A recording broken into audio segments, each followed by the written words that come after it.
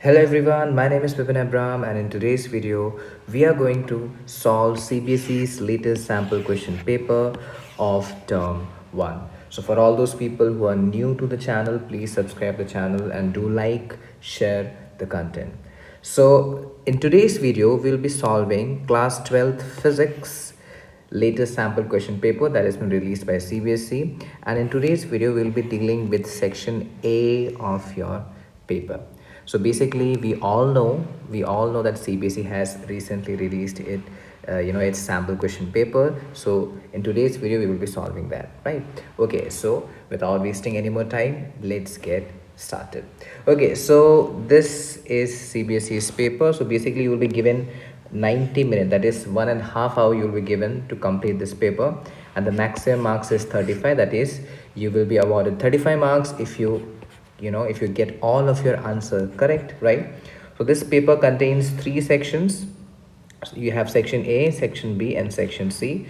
So in today's video we'll be dealing with section A. So in the other videos we'll deal with section B and section C.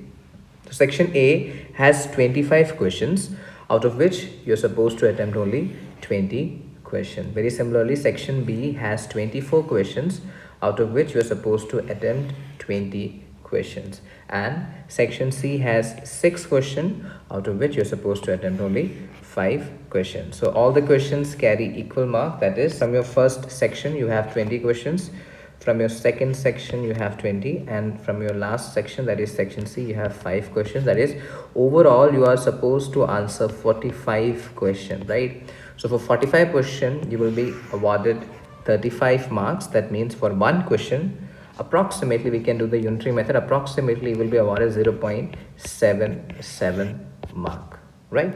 Okay, all right. Last point, there is no negative marking. Yes, there is no negative marking. That means you guys can attempt the question anywhere, whether you know the answer or you do not know the answer, you can actually attempt the question. You never know when you will get lucky, right? So do attempt all the questions, right? Okay, so in today's video we'll be dealing with section A.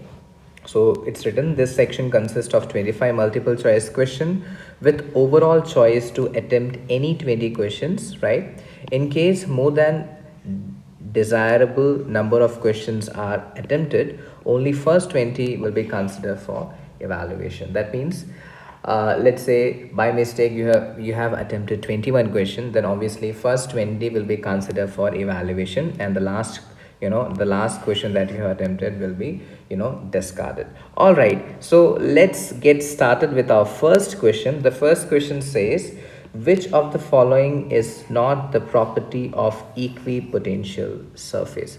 So we know what are your equipotential surface. These are your imaginary surface at which each and every point will be having the same potential, right? Okay, so you are supposed that you have 4 options here, and you are supposed to tell that which of the 4 option is not a property of equipotential surface, right? So let's go one by one. The first option is they do not cross each other. Yes, that is true. No two equipotential surfaces can cross each other. Why? Because if they are crossing, then at the intersection point of crossing, that particular point will have 2 values of potential, which is like not possible, right? Okay, second, the rate of change of potential with distance on them is 0. That is, for example, let's say if I have a equipotential surface, right? So let's say I'm talking about this point, A point, B point, and let's say C point. So we all know that potential at A will be equal to potential at B and will be equal to potential at C. So all these points on the equipotential surface will have same potential, and that is what it is written in the second option. So second option is saying the rate of change of potential with distance, that is the rate of change of potential with distance, dv by dx is actually equal to 0, and that is true. That means your v is actually constant, right? And this is true, and this is one of the property of your equipotential surface, right? Okay, third point, for a uniform electric field they are concentric sphere. Now we all know, if we have uniform electric field, let's say I have this uniform electric field, let me just draw them. So these are my uniform electric field. So we all know for a uniform electric field, your equipotential surface we have studied, they will be plane perpendicular to your perpendicular to your electric field. Is that a yes or no? So you guys can see at each and every point your electric field lines are perpendicular, right? So at each point you guys can see the electric field lines are perpendicular, right? So these are your equipotential surface for your uniform electric field, right? But according to this option, for a uniform electric field they are concentric sphere. So if you guys make a sphere, right, let's say you guys can make a sphere here. So when you make a sphere here, you have to understand that electric field lines through that sphere are not perpendicular at all the places, right? So obviously sphere, it is not possible for a sphere to be an equipotential surface for uniform electric field. You have to understand that, right? Okay, so I got the answer. Let's look at option number 4 also. They can be imaginary spheres. Yes, the equipotential surface can be imaginary sphere for your point charge. For example, if you have a point charge, then they will be your imaginary spheres, right? Why? Because obviously from a positive charge the electric field lines will be going out, and at each and every point they are perpendicularly going out with respect to your equipotential surface, that is a sphere, right? So your fourth option is also correct. The answer to this question is, for a uniform electric field they are concentric sphere. So this option is not the property of your equipotential surface. The answer to the first question is option number 3rd. All right, let's move forward to your next question. This is your next question. Question number 2. 2-point charges plus 8q and minus 2q are located at x equals to 0 and x equal to L respectively. The point on x-axis at which net electric field is 0 due to these charges is. Okay, so you have given 2 charges. Let's say this is my plus 8q charge, and you have one more charge, that is minus 2q charge, right? So you have to understand that your 8q charge is kept at x equal to 0 and your minus 2q charge is kept at x equal to L. Now this is according to your question. That means it is simply saying the distance between your charge is actually L. That is what the question is, saying to us, right? Okay, so let's say this is the axis. Let me say this is the axis of your, let's say that is your x-axis. Just simply assume that to be your x-axis. Okay, all right. Great. The point on x-axis at which net electric field is 0 due to these charges. So you have to find a point of equilibrium in terms of your electric field, right? Okay, so you have these 2 charges here. Now you have to understand, if I assume a point in between these 2 charges, then what is going to happen? The electric field and the force has the same direction, right? Obviously the definition of electric field is the formula is E is equals to force experienced by unit positive charge, right? So that is the simple formula. So basically your electric field and your force experienced by your unit positive charge has the same direction, right? So if I assume my my q0 charge or my test charge to be somewhere in between, then obviously because of your minus 2q charge, your q0 will be experiencing a force in that direction, yes or no, right? Very similarly, because of your 8q charge, again your q0 will experience a force in that direction only. So there is no way you can find equilibrium in between, right? Okay, let's talk about some point here which is like away, but in the same line joining the 8q and your minus 2q, right? So if some point here, let's talk about that. So I know you will bring your q0 charge here, right? And you guys can very nicely see, because of this q0 charge or because of this minus 2q charge,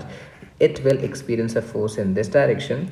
And as your q0 charge is positive, and because of your plus 8q charge, you guys can see it will experience a force in the direction opposite to that of your first one, right? So obviously this is somewhere it can actually, we can actually balance our forces or our electric field, right? So I'll simply assume that there is this point P, right? So at this point P, your electric field are balanced with the help, because of the both the charge, that is minus 2q and plus 8q. So I'll just simply say, okay, this is my A point, and then let's say this is my B point, and I will assume that this is at some x distance away from your minus 2q charge, right? Okay, so at point P, we can simply say, at point P, we can say that obviously you will bring a unit positive charge Q0. So this Q0 charge will experience a force because of minus 2q charge in that direction. So you can simply write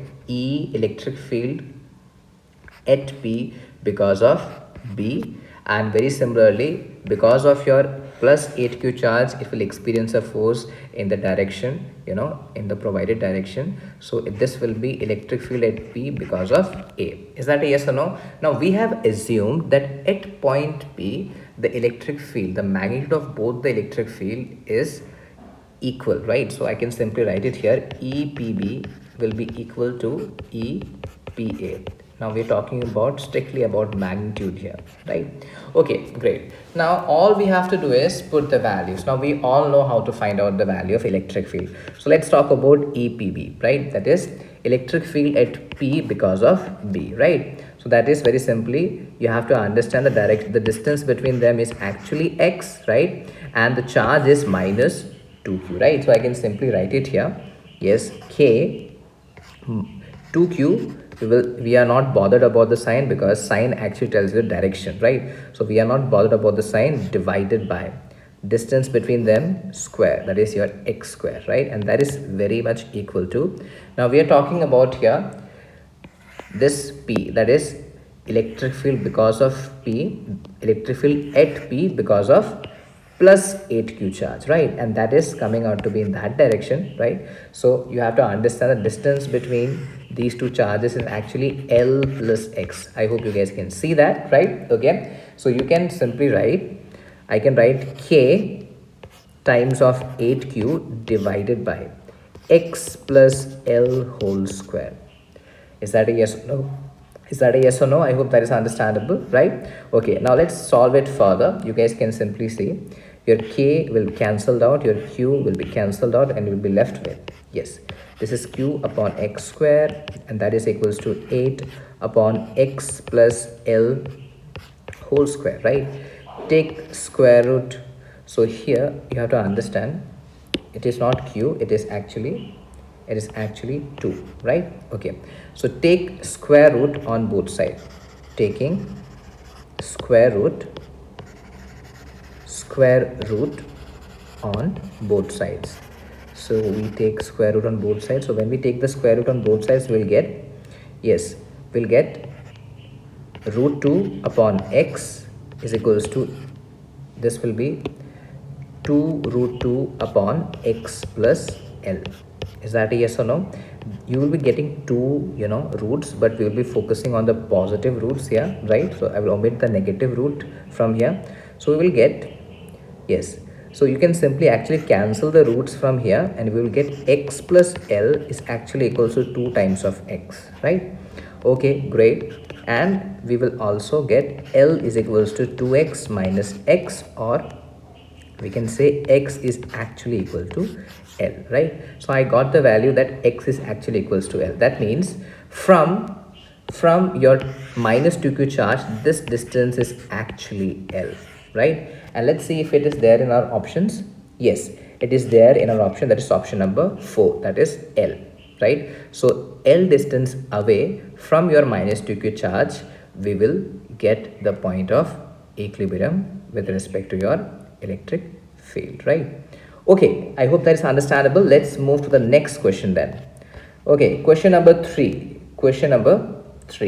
Okay, question number 3 states that an electric dipole of moment P is placed parallel to the uniform electric field. Okay, the amount of work done in rotating the dipole by 90 degree is.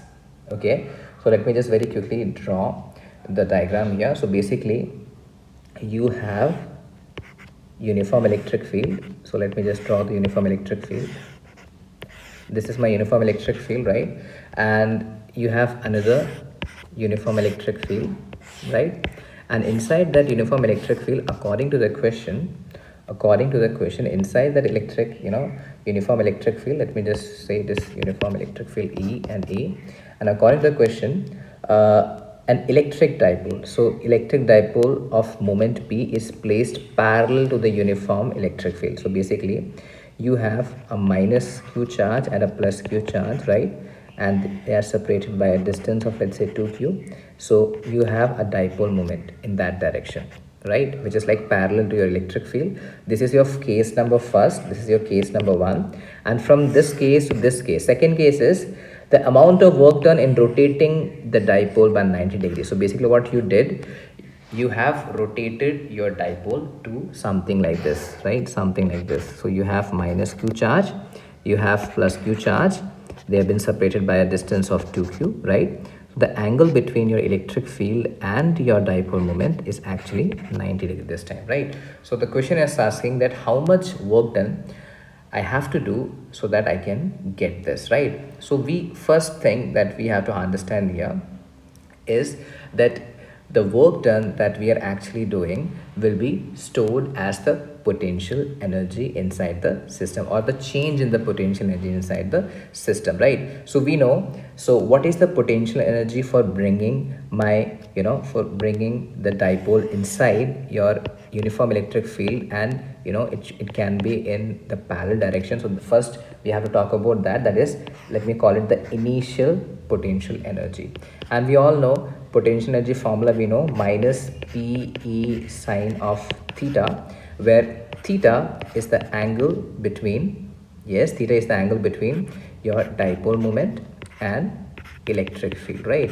So in this first case, theta value is coming out to be 0, right? So that is your initial dipole moment, that is minus PE sine of 0. And we all know sine 0 is actually 0. So basically initial potential energy is actually 0. There is no potential energy in doing that, right? On the other hand, when when you rotate it by a 90 degree, then let's say there is some kind of potential that is being stored by rotating it, right? So that will be equals to minus PE of sine theta, but this time your theta is actually 90. Why it is 90? Because there is a direction between your electric field and your dipole moment, and that is your 90 degree, right? So you can simply write U final will be equal to, yes, this is minus PE sine of 90 degree, right? And sine of 90 degree is actually 1, so your U final will be actually equal to minus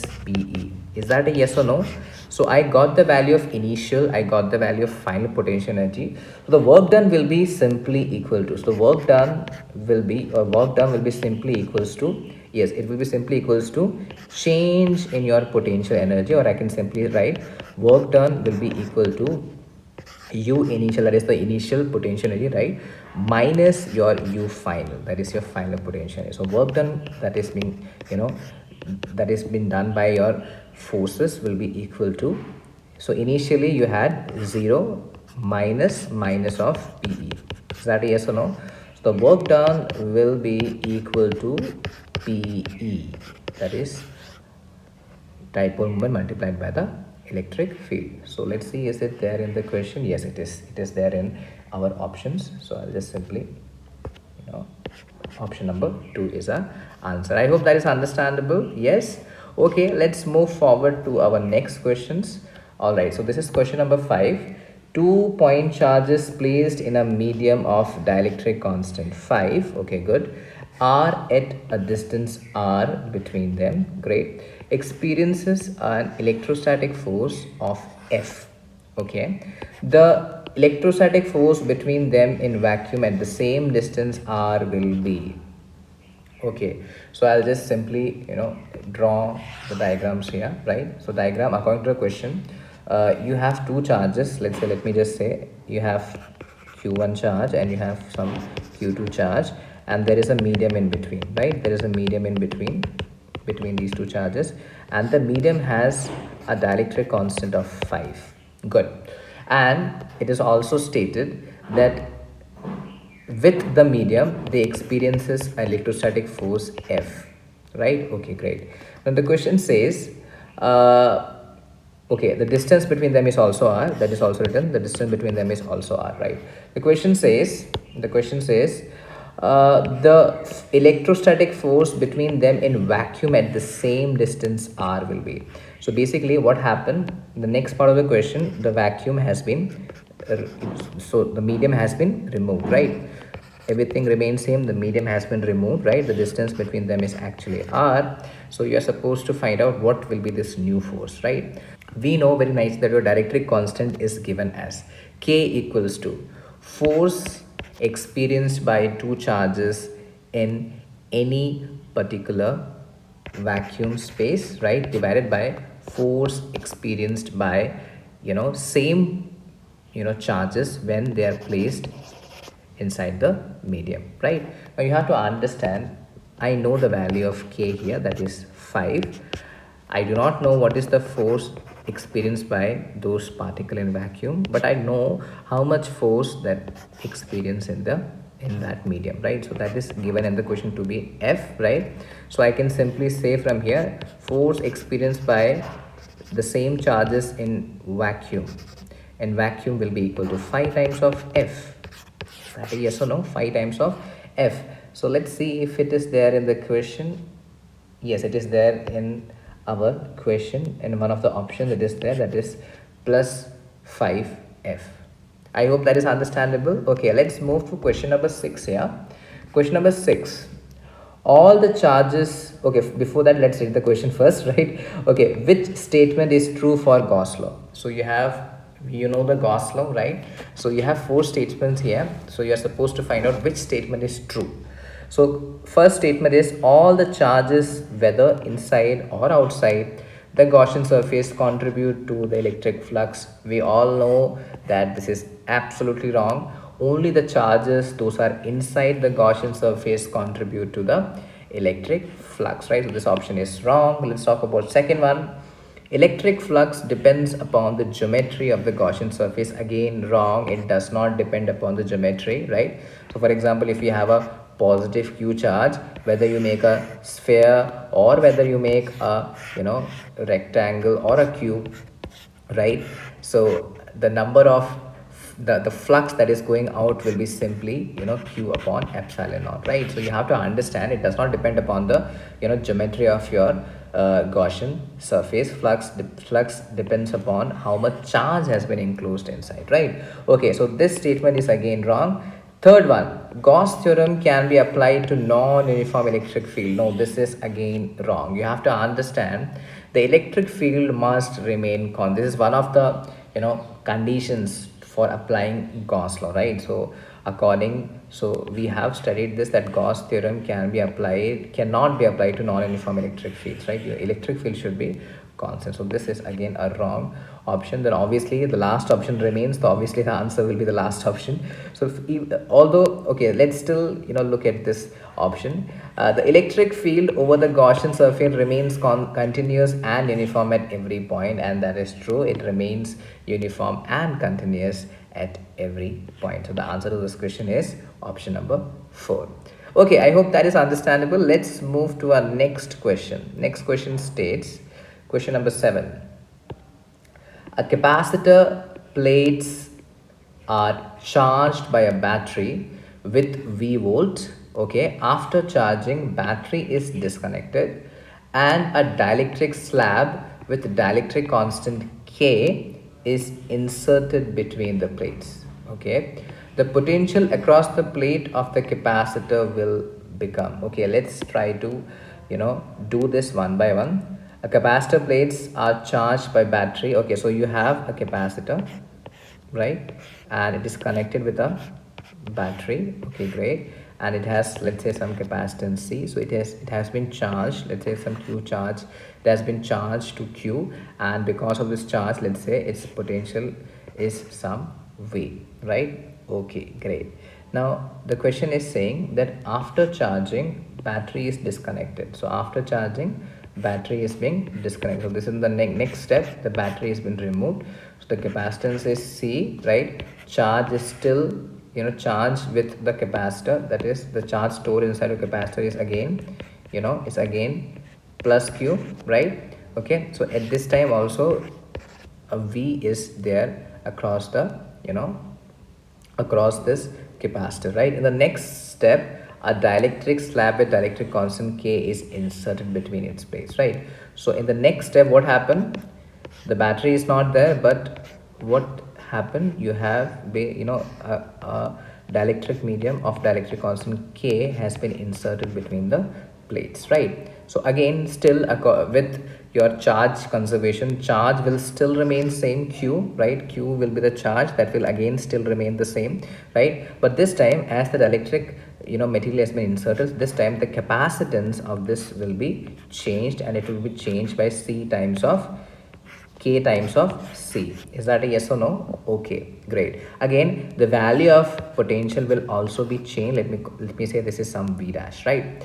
So the only difference that you guys can see over here is that your V is changed, your C is changed, but your charge remained same, right? So I can, from this concept, I can actually find out, the question is asking you to find the potential across the plate of capacitor, right? So obviously the one thing that you can very sure of is, so for example, in this particular case, I can write my capacitance will be equal to Q charge has been given to the capacitor, or it has been stored there, and the potential has been increased to some V, right? So from here I can write C times of V is actually equals to your Q, right? This is my first equation, right, in this particular case, right? So when it is inserted with your dielectric material, at this particular point I can say K times of C, the capacitance, is actually equals to, again, Q charge will be there, and the potential is now changed to some V dash, right? So I can simply say K times of C times of your V dash is actually equal to Q. Equation number 2. Now all I have to do is compare equation number 1 and equation number 2. So compare equation number 1 and equation number 2. This is all I have to do. So when I compare, you will see C times of V is actually equals to K times of C multiplied by V dash, right? So your C and C will cancelled out, right? And you'll be left with V dash will be the new potential across your capacitor, and that will be equal to V upon K. Is that a yes or no? I hope that is understandable. Okay, let's look at our options. V upon K is there? Okay, yeah, it is there. It is there as your third option, V upon K. Is that a yes or no? Okay, great. Let's move forward to next question. This is question number 8. Question number 8. The best instrument for accurate measurement of EMF of the cell is, now we all know the answer to this question. It is actually potentiometer. Now why we use potentiometer? Because potentiometer works on null deflection method. That means when we are measuring the value of EMF from the cell, right, at that time there is no current that is being flowing from your, or that is being taken from your cell. So because of that, the potential across the cell at that particular time will be the EMF, right? So potentiometer does that better as compared to your meter bridge, as compared to your voltmeter, as compared to your ammeter and voltmeter, right? I hope that is understandable. Let's move to your question number 9. Question number 9 says that an electric current is passed through a circuit containing two wires of same material, okay, great, connected in parallel. If the length and radii of these wires are in the ratio of 3:2 and 2:3, then the ratio of the current passing through the wire will be, okay. So let's actually draw the diagram. So you have two wires here, something like this, right? You have two wires, something like this, and it is being connected with a battery source, right? Okay, so let's say this is my wire number 1, this is my wire number 2, right? Okay, now according to our question, they are connected in parallel. Yes, connected in parallel. So one thing is very sure, the potential throughout both the wires will be same. So that is something which we know, right? The lengths and radii of the wires are in the ratio of 3:2 and 2:3. So let's say length of your first wire is L1 and length of your second wire is L2. So they are in ratio of, let's say, 3 times of L, and this is 2 times of L. All right, lengths are in that ratio, and radius are in the ratio of, let's say radius is 2 times of R is to 3 times of R for the second wire. So I'll just use first wire and I'll just use second wire. Yes or no? Okay, so lengths are 3L and 2L and radiuses are 2R and 3R. Okay, then the ratio of current passing through the wire, obviously we know current will be flowing through that, so some I1 current will be there and some I2 current will be there, right? Okay, so by Ohm's law we all know V is actually equals to I times of R, or I can write I is actually equals to V upon R. Is that a yes or no?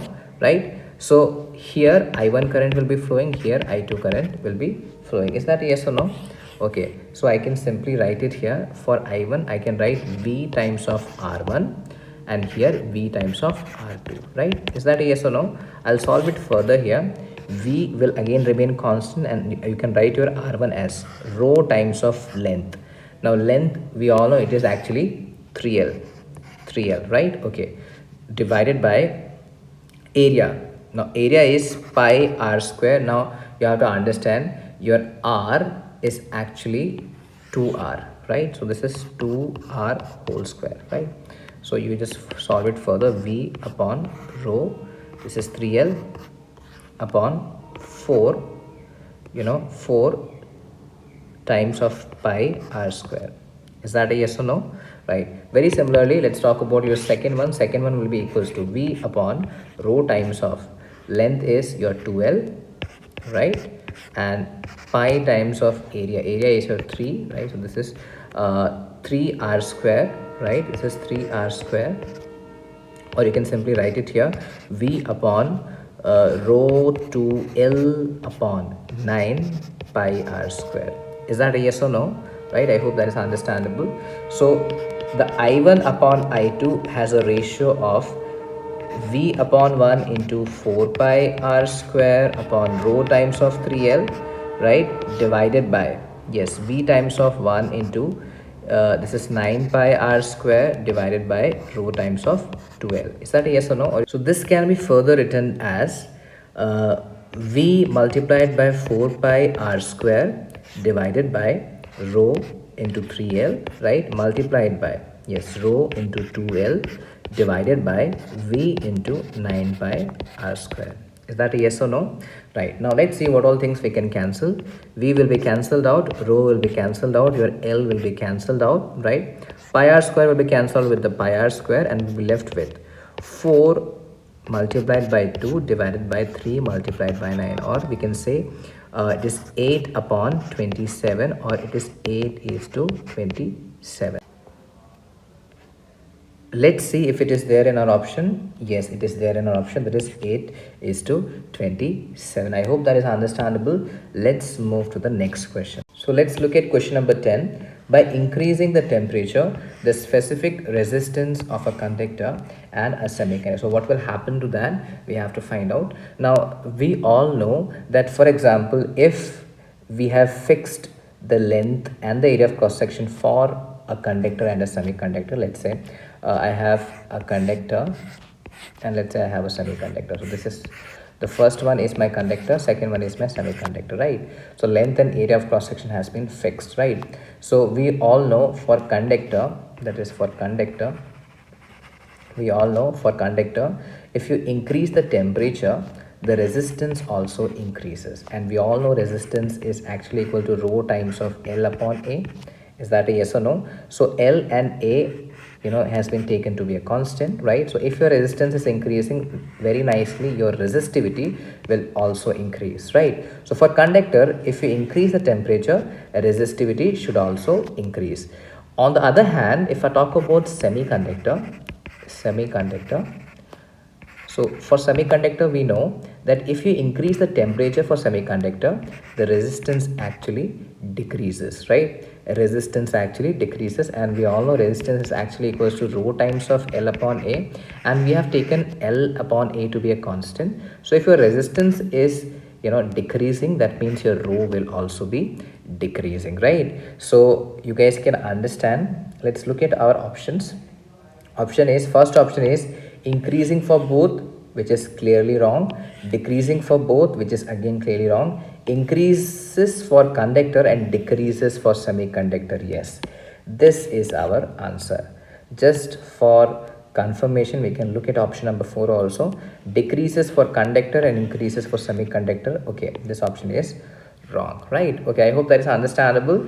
Okay, let's move to question number 11. Okay, question number 11 says we use alloys for making standard resistors because they have, we all know we use alloys because it does not depend upon temperature much, right? So if you increase the temperature, the resistance, depend very weakly on the temperature. On the other hand, it has a high rho. The rho for your alloys are very high, so because of that, for a small length we can make very high resistances, right? So let's look at our options. First option, low temperature coefficient of resistivity, correct, this is correct. And high specific resistance, I think this is our answer. Let's just cross check with other options. High temperature coefficient, no, that is wrong. Low temperature coefficient, yes, that is correct. And low specific resistance, this is wrong, so this option is also wrong. High temperature coefficient, that is anyway wrong, so obviously our answer is option number 1. Okay, great. Let's move to question number 12. A constant voltage is applied between the two ends of a uniform metallic wire. Heat H is developed in it. Okay, if another wire of same material, double the radius and twice the length as compared to original wire is used, then the heat developed in it will be. Okay, so this is a question of heat, so let's try to draw it. First of all, the one thing you have to understand that in the question it is given that there is a constant voltage supply. Okay, the voltage is constant for both the wires that we are using, right? Okay, so a constant voltage is supplied between two ends of a uniform metallic wire. So I have this uniform metallic wire, let's say, right? And heat H is developed in it, right? Heat H is developed in it. It is connected with, let's say, a battery, right? This battery is giving some potential V, right? Okay, so from here your H heat is coming out. Okay, great. So the question is saying if another wire of same material, double the radius and twice the length as compared to the original wire is used, then the heat developed, right? So you have another material. The only difference is if this was L, then this will be 2 times of L. If it has a radius to be R, then this will be having a radius of 2R, right? And this is connected with the same potential, right? So for this heat H is evolved, so how much heat, let's say some H dash has been coming out because of this, right? Because of the uniform metallic wire, right? So we can just simply calculate. So now you have to understand voltage is constant, then you have to use the heat equation that will be equal to V square upon R times of T, right? So this is for H dash, which will be V square upon different R, because R will be different. Let me say R dash multiplied by, let's say, same time has been has been taken, right? Okay, so we all know because of the change in the physical condition, the R dash resistance will be equal to, the material is same, so rho, right?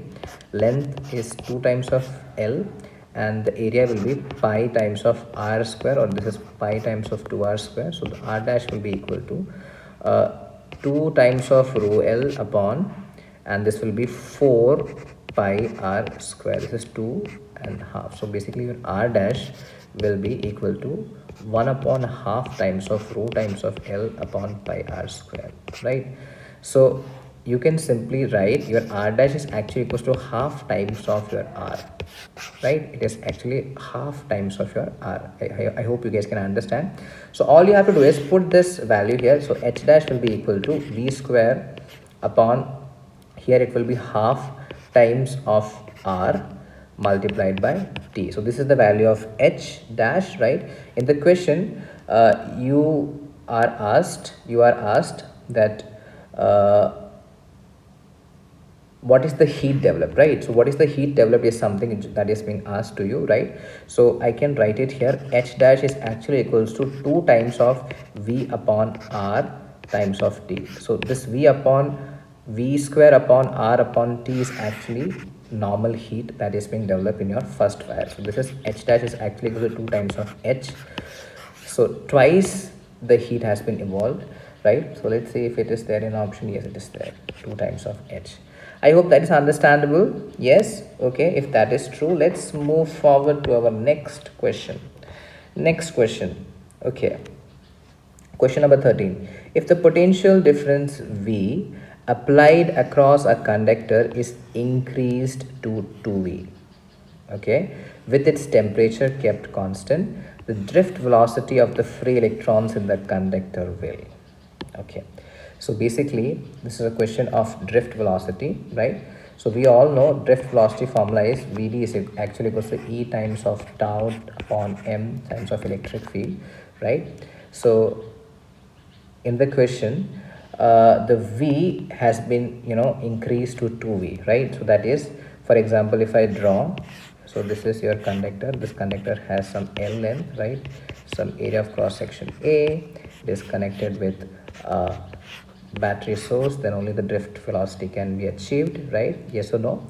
Okay, so I can write, you have to understand the potential drop across this material. I can write V is actually equals to E times of L, right? Or you can simply write E is actually equals to V upon L. Yes or no? Just substitute that value back there. So you will get Vd is actually equals to E times of tau times of m multiplied by V upon L, right?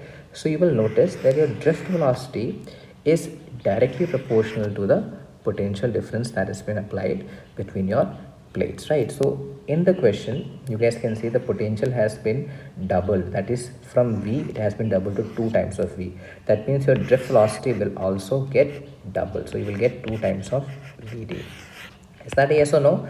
So let's see the options, right? The first one is remain the same, wrong. Becomes half and it's of its previous value, nah, wrong. Let's talk about the third one, be double of its initial value. Yes, correct. Yes, correct. So this one is the answer, be double of its initial value. Great.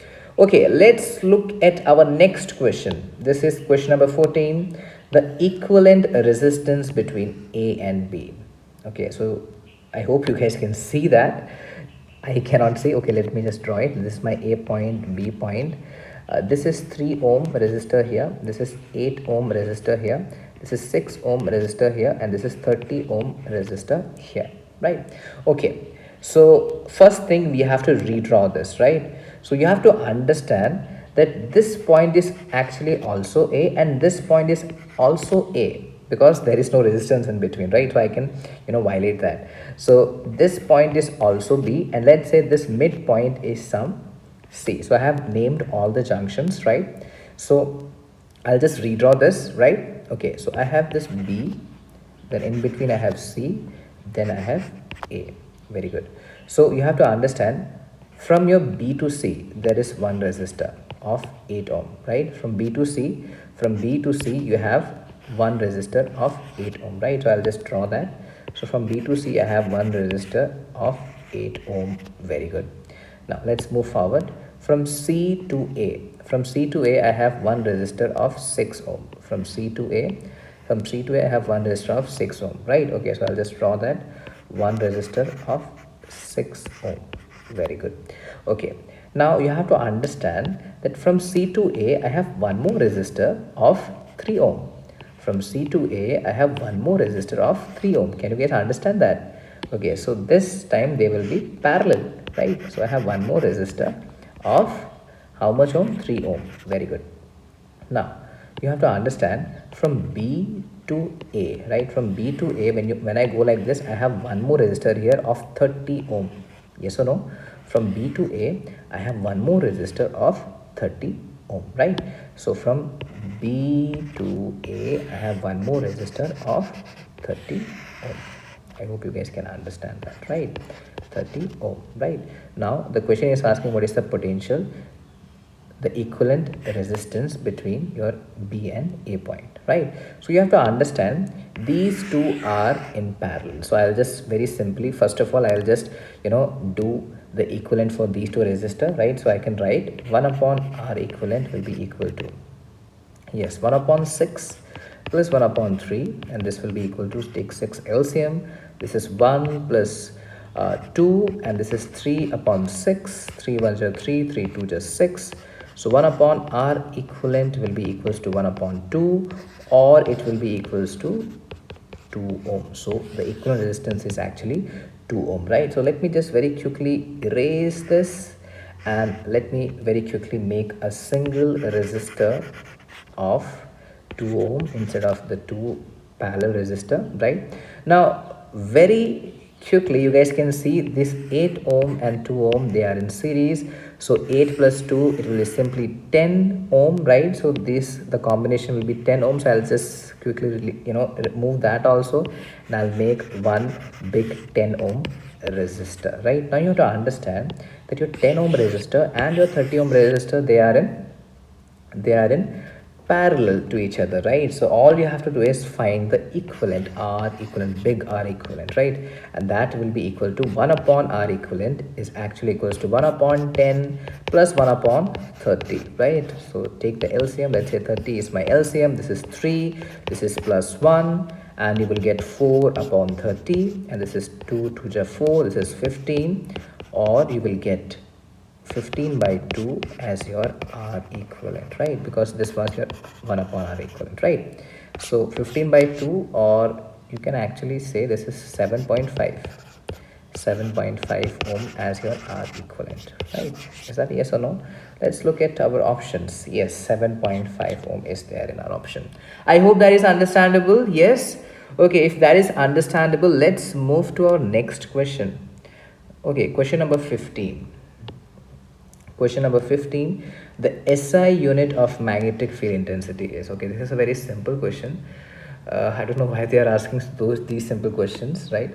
Okay, so we know magnetic Lorentz force is given as Q times of V cross B, right? This is not cross, this is simple. Okay, let me just erase that again, let me just write it again. Lorentz force is actually goes to Q V cross B. Is that a yes or no? So let me just quickly write the units here. Force as a unit of N, that is Newton. Charge as a unit of Coulomb. Velocity has a unit of meter per second. And magnetic field unit is something which we will find out, right? So this is, let's put it like that. So you will get the unit of magnetic field will be equal to Newton multiplied by second upon, this is Coulomb per meter, right? Is that a yes or no? So you have to understand from here that Coulomb per second, that is charge per unit time. Charge per unit time is actually your current. Is that a yes or no? So if Coulomb per second, right? So if it was Coulomb per second, then it had been current. If it is second per Coulomb, then it should be 1 upon I, right? So it should be 1 upon I. Is that a yes or no? So I can write it here. B is actually equal to Newton upon current. Current has a unit of ampere times of meter, right? So Newton per ampere per meter. So let's see if it is there in an option. Yes, it is there. Option number second. I hope that is understandable. Okay, great. If that is true, let's move to our question number 16.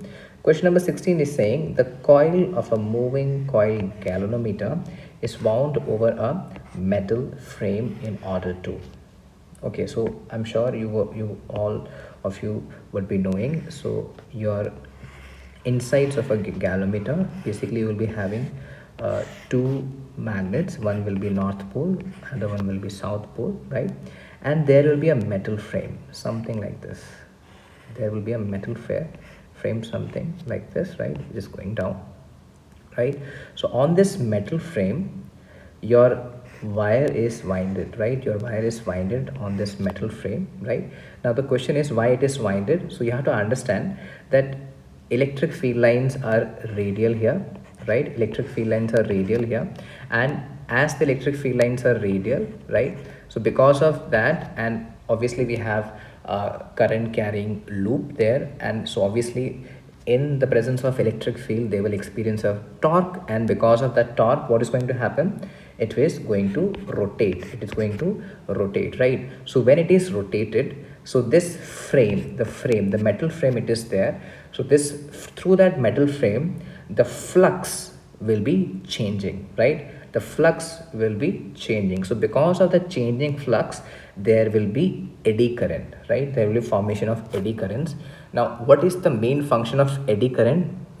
The main function of eddy current is to damp the motion. So one of the reason, or the what I should say, the important reason to to have that metal frame is to damp the motion. Otherwise, if this damping is not there, you have to understand. So you have to understand, there is a needle connected to it. This needle will do very random, very rapid motion. So in order to avoid that rapid motion, we have this metal frame.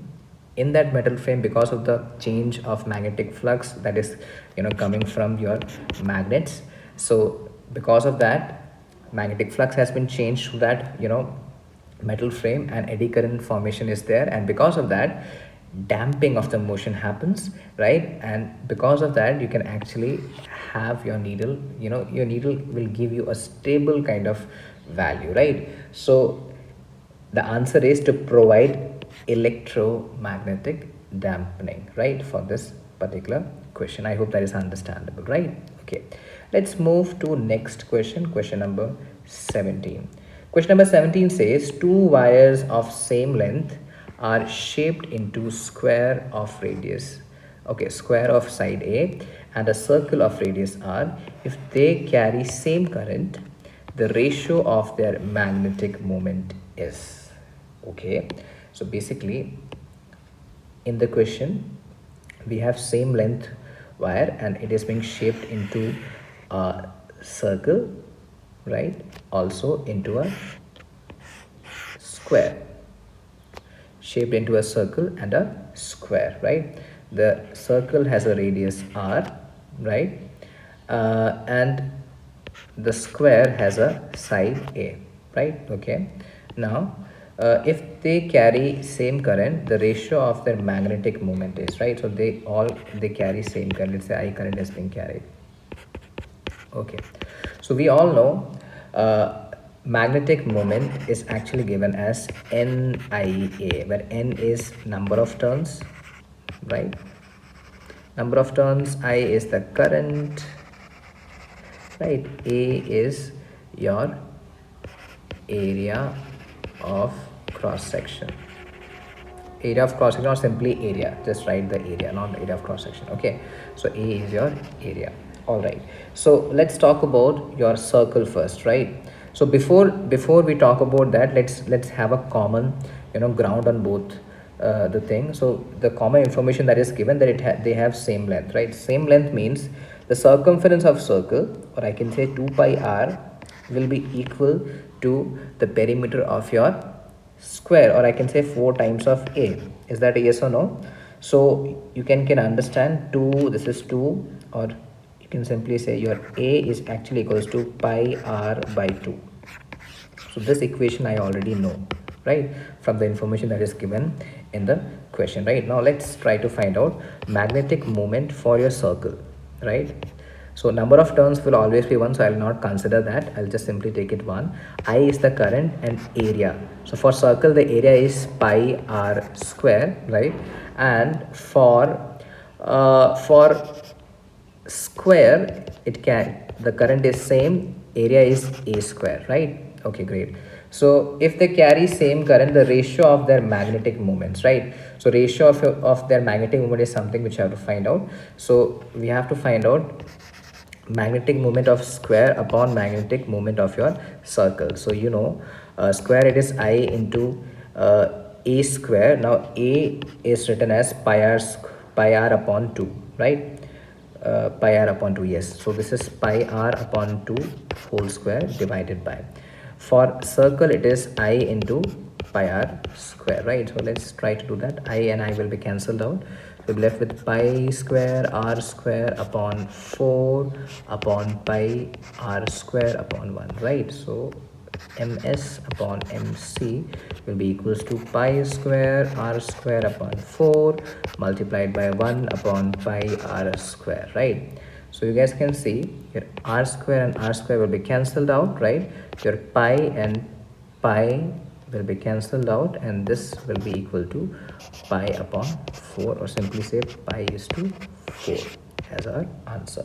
Okay, let's see if it is there in an option. Yes, pi is to 4, it is there in our option. Okay, I hope that is understandable. Okay, let's move to our next question. Yes, this is your question number 19. The small angle between magnetic axis and geographical axis at a place. Now you have to understand, we know we have this earth, right? So the earth, inside earth, we can assume that it has a bar magnet, yes or no? So you guys can understand, this will be your geographical north and this will be your geographical south. But for your magnet, this will be your magnetic south and this will be your magnetic north, right? So your magnetic, you have to understand, the magnetic field line or magnetic axis is making that this, just draw it again. So for example, let's say for geometrical north and your magnetic axis will be making an angle, right? Or you can simply say the magnetic axis and geographical axis will make an angle. This angle is what you call as your angle of declination, right? Angle of declination, or in sometimes it is known as your magnetic declination also, right? Declination, right? Which is our option number 4. So this is a direct question. It's a normal, question from your definition based question. So this was simple. Okay, let's move to our next one, right? Question number 20. Two coils are placed close to each other.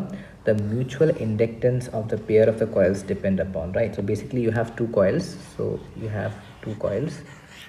Now you have to understand what is mutual induction first, right? Mutual induction is the phenomena of, generation of EMF in the second coil because of the EMF that has been induced in your first coil, right? So that is what your mutual induction, right? So why that happens? Because obviously varying current is being flowing through your first one, and because of that, what is going to happen? Your magnetic field lines will be induced, right? Yes or no? Something like this. Now you have to understand, in order for this thing to happen, this distance should be considerably close, right? And also the orientation at which this is being kept, right? If the orientation is not right, this magnetic field lines will not pass through or the magnetic flux will not change for your second loop. So you have to understand that. So you have to understand, this is simple again, your relative position and orientation of the coil decides that, right? So if the position is very far away, then again mutual inductance will not happen. If the position is very close or the orientation is very different, then also it will not happen, right? So the answer to this question is actually relative position and orientation of the coil. I hope that is understandable. I'll just erase this because we have to read the other question also, right? Okay, let's move to question number 21. Question number 21. A conducting square loop of side L and resistance R moves in its plane with uniform velocity V. Okay, great. Perpendicular to one of its sides, a magnetic induction B constant, a magnetic induction, or I can say magnetic field B constant in the time and space. So magnetic field is constant in time and space, right? So that this is given to you, that you have a constant magnetic field, and this, you guys can see there's a cross sign. That means your magnetic field line is going inside the board, right? Okay, so you have a constant magnetic field in time and space pointing perpendicularly into the plane, okay, of the loop exists everywhere. Okay, it exists everywhere as shown in the figure.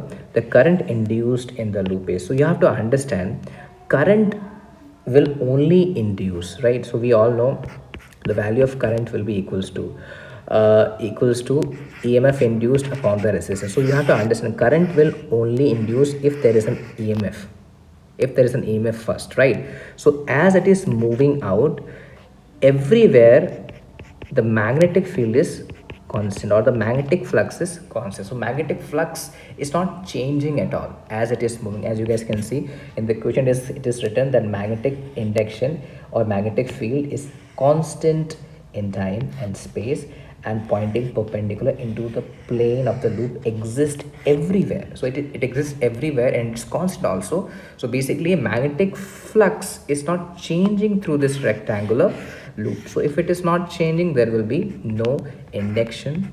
EMF induced induction will not happen. So when EMF induction is not happening, the current will also be not there, right? So the answer to this question is 0.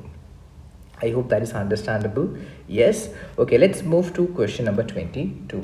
Okay, the magnetic flux linked with the coil in Weber is given by the equation phi is equals to phi t square plus 3t plus 16. The EMF, the induced EMF in the coil at time t is equals to 4. This is a very simple question. So basically we all know d phi by dt will give you minus of the EMF, right? This is something which we all know, right? Now the value of phi is given to me, that is 5t square plus 3t plus 16 is given, right? So all I have to do is differentiate it with respect to time. So when you differentiate, you will get 5 into 2 into t plus 3 plus 0, or this will be d phi. See, you have to understand there is a negative sign also there. You have to understand that, right? Because according to this question, you have a negative sign here, right? Okay, so d phi by dt will be equal to 10t plus 3, right, with a negative sign, right? And when time is taken to be 4 seconds, this will be equal to minus of 10 into 4 plus 3, or this is actually minus 43 volts. Is that a yes or no? Okay, let's see if it is there in our options. Yes, it is there. Minus 43 volt is there in our option. Very good. Let's move forward to our next question. Okay, question number 23. Which of the following graphs represent the variation of current with frequency in an AC circuit containing a pure capacitor? So basically what is happening, I have a pure capacitor, and this pure capacitor, let's say this capacitor has a capacitance C, and it is connected with a AC source, right? We all know the AC source. Let's say this has V is equals to V naught sine omega t, right? This is my AC source, right? It's connected like that. Okay, so the question is asking which of the following graph variation of current with frequency. Okay, great. So we all know, we will simply use here that your V will be equal to I times of, so instead of R here it will be XC. Yes or no? So I times of XC, right? I hope that is understandable. So I will be equal to V times of XC. Is that a yes or no? So you have to understand your I is actually proportional to 1 upon XC, right? Is that a yes or no? Or you can simply just write it further as your I is actually equals to V upon 1 upon omega C. Is that a yes or no? Or I can write I is actually equals to omega C multiplied by V, or the value of omega can also be written as I is equals to 2 pi multiplied by the frequency times of C multiplied by V. Is that a yes or no? So you guys can see your current is directly depend upon the frequency, right? It has a direct relation. So whenever we have a direct relation, obviously option number 3, we always get a straight line, right? We always get a straight line. So option number 3 is our answer. I hope that is understandable. Yes. Okay, let's move to our next question. Okay, next question is also from your AC current, that is a 20 volt AC is applied to a circuit consisting of a resistance and a coil, okay, with negligible resistance. Okay, great. If the voltage across the resistance is 12 volt, the voltage across the coil is, okay, this is good. So we have a resistance, right, and then we have a inductor coil. Okay, great. And it is connected with an AC source, right? AC source of 20 volt. This is the AC source of 20 volt, right? And it is given that the resistance across your, or the voltage across your resistance is actually 12 volt. This is also given, right? Okay. So this is the resistance R, and obviously this will be having some XL as your resistance. Right now you have to understand, normally when we use the phasor diagram to find out the value of your, the net resistance, this is your RL circuit, right? So we can simply find out the effective or the net voltage to be equal to root of, R square plus, normally it is XL minus XC in when you have both RCL circuit, but you guys can see there is no XC here. So this will be equal to E effective will be simply equal to root of R square plus XL square. Is that a yes or no? Right? So you have to understand the effective is actually given to you, that is 20 volt. It is actually given to you. This is 20, is actually equal to resistance value is also given, that is 12. This is 12 square plus XL square, right? Or you can simply write 20 is actually, or you can say 20 square is actually equals to 144 plus XL square, or this is 400 minus 144 is actually equals to XL square, or you can write XL is actually equals to 256, right?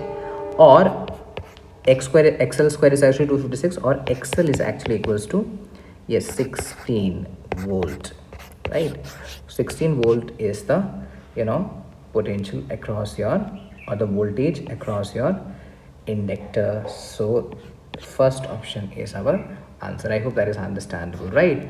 Okay, let's move to our last question. So let's look at the last question, that is question number 25.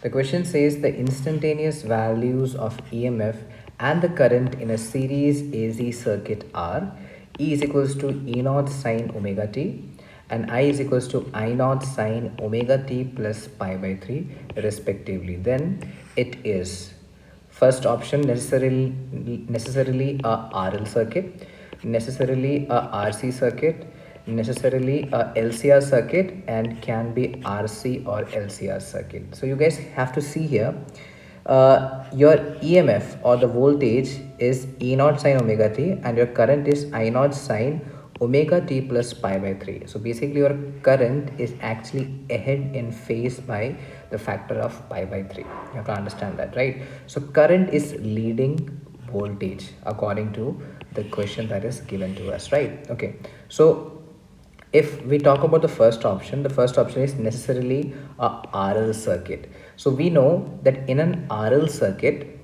current is always behind the voltage, right? Your voltage will be leading by a factor of 90 degree in the case of RL circuit. So this option is obviously wrong. In the case of RC circuit, yes, it can happen, because in RC circuit the current leads. So here condition is satisfied, but it can be LCR circuit also. So it is not just RC circuit and it's not just LCR circuit. So the answer is it can be both RC and LCR circuit. Yes, so that is your answer to question number 25. So here we have completed our, section A. So out of this section A, you are supposed to answer only 20 questions, but we have answered all the 25, so that you guys can, practice from it. So I hope you have benefited from this video, right? If you have any doubt, you can comment in doubt in the comment section. And that's all for today. More videos on section number B and section number C will be coming, so stay tuned. Thank you.